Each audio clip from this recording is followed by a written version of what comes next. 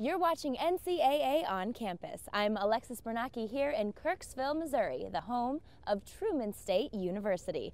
The school's been around since 1867 and you may not have heard of it, but that's only because for most of its history, this was called Northeast Missouri State. It changed to Truman State just 14 years ago. And don't worry, that original name has not been forgotten. The weather vane that sits atop the Kirk Memorial Building has been permanently welded to face the, you guessed it, northeast direction. Among Truman State's most famous alums, boxer Ken Norton, WWE wrestler Glenn Jacobs, and right now, the most famous alum, Jenna Fisher, better known as Pam on the hit television show The Office. We've got several student athletes here that we want to introduce to you, starting with the school's first ever Rhodes Scholar, swimmer Andrew McCall. Let's call him Andrew / McCall. / because he's a triple threat. In the pool, in the classroom, and on stage. I guess I'm really bad at forming routines. That's how I keep everything going, because I just go from one day to the next, what needs to be done. You know, what do I have a concert this weekend? Then I should probably practice. Do I have a paper due Friday? Then I really need to be doing that homework. And if neither of those are the case, then swim practice. The Rhodes Scholarship means I get to study at Oxford for 2 years.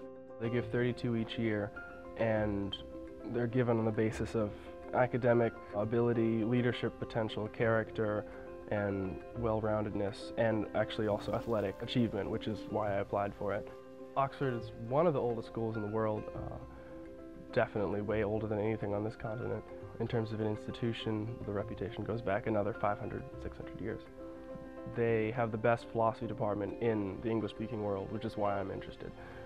Because I'd like to get eventually a doctorate in philosophy and teach.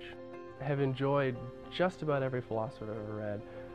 At this point, I'm particularly interested in German philosophy from 19th, beginning of the 20th century, partly because I can read it in German, which is a lot of fun.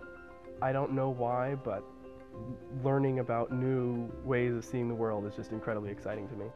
Professor Patricia Burton has an interesting description of Andrew. Powerfully patient. He grows citrus trees in his dorm room. And at this latitude, you don't expect them to ever actually bear fruit. But he's willing to wait and find out. It seems to underscore how willing he is to work at reading really hard philosophical primary texts, train really hard in swimming, train really hard in violin. But he's willing to wait for the fruits of his efforts.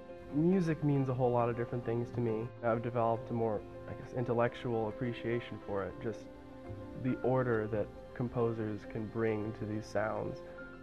It can be tremendously spiritual sometimes, so that's been a source of inspiration and comfort both.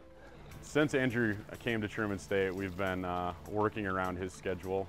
He often does his afternoon workouts on Thursday in the morning, specifically because he has orchestra practice that conflicts with both our available afternoon practice times. So, and if it means him swimming at open swim or swimming in a workout earlier in the day to fit in, whatever he needs to fit in, we make it work.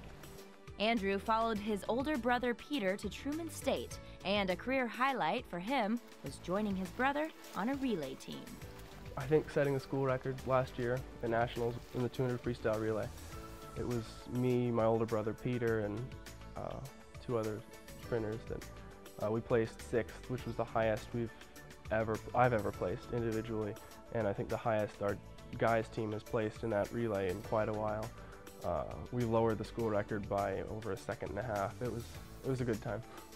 Swimmer, student, musician. It makes for a pretty hectic schedule, but Andrew has some advice for anyone feeling stressed. I tell them to go to sleep, take a nap. That usually helps me. Whenever I'm really feeling like I have way too much to do and not enough time, I just take a nap, because afterwards it puts things in perspective. Best of luck to you in Oxford, England, Andrew.